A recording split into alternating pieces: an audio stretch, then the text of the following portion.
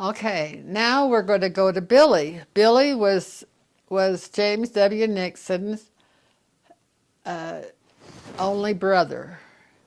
And it really caused me some concern because in some of the census records, he was named William and James William and same name and everything.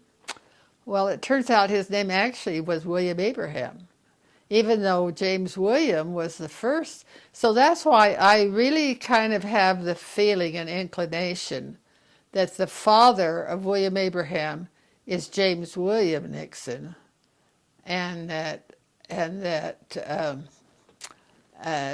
he named his second son. He named his first son after his father, and then his second son he named after himself. That's my opinion. Do you know his father's name? I don't have any documentary proof of that, but that's what I feel. But it's not on the genealogy line. No. Well, the father and mother of William Abraham Nixon on the death certificate, I think does, because his name either is William or James William, and the mother's name is Jane. But we've never, ever been able to find a primary source for the parents of William Abraham Nixon. I've not been able to find him in a church record or in a civil record. All we have is on the back of his picture. He tells when he was born, and the thing that really puzzles me is that he came to Utah twice, and why the family didn't drill him as to who his parents and grandparents were and write it down, I'll never know. In fact, when I get on the other side, I'm going to chastise them for not doing that. Okay, well, on the other side, you can inspire me. When I die, when I When die, you die, you come and give me that information.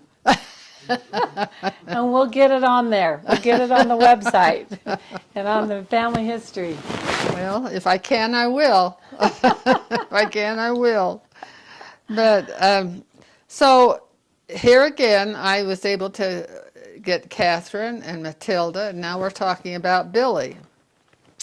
Wait, before you start on Billy, do you know what country was he from? William Abraham, was he from England? Well, they said on the back of this picture that it was taken by a Utah photographer.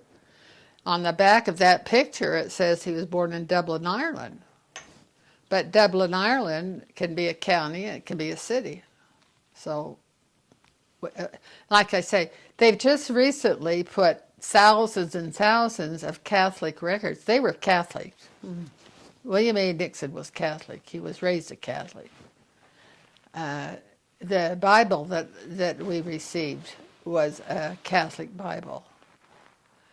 But and do you have that Bible? I have the Bible downstairs. Okay.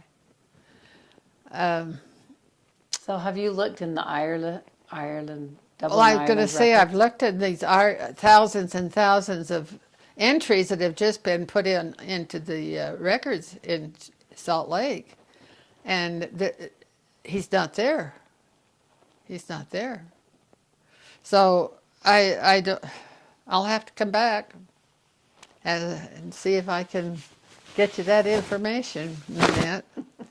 But Billy has an interesting history. The family came into America, and they first were in New York, and this is from the divorce record. They were first in New York, then they went to Ohio for just a short time, then they went to Minnesota. And this would have been about 1852. And what's interesting is that we find on the immigration record, we find in 1850, Bridget coming with three children, a John, and then a Matilda and Jenny, those three. Richard, my husband, feels that John was disguised, and that is really Catherine, because according to J.W. Nixon, there was no John. And that makes sense if they were to come on the ship alone without their husband or any menfolk, that they would have maybe disguised this 13-year-old girl as a boy rather than as a girl, so she wasn't molested or anything like that. That's Richard's theory. But of course, someone has gone ahead and put John in as a child, and we'll just leave it at that and go from there. But Billy joined the Civil War with his brother-in-law, Edward Hoff. When the Civil War broke out, the very first people to enlist were those of the Minnesota First, is what we're told from the history. And Billy and Isaac were part of that group. Well, Isaac Hoff was, according to the pension record, was killed just outside of Washington, D.C. And Billy was a drummer for the Minnesota First, and he was heavily involved in the Battle of Gettysburg. When Richard and I went to Minnesota to interview his descendant, her name was Drake Lundberg, Dorothy Lundberg, and she was living in Anoka, Minnesota, and it's a long story how I was able to find her.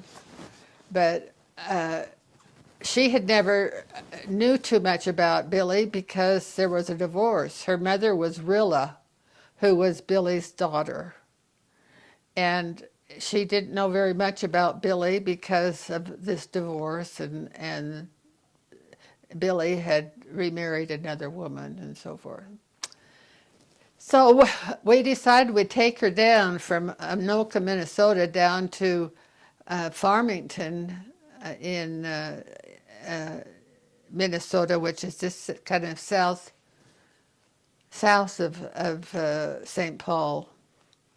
And because we had been there to the burial, and it is absolutely amazing. His tombstone must be 5 feet high and 4 feet wide. I mean, it's huge. You have to go on your tiptoes to read what's on the top of this tombstone, and it tells all about the exploits of the Minnesota First.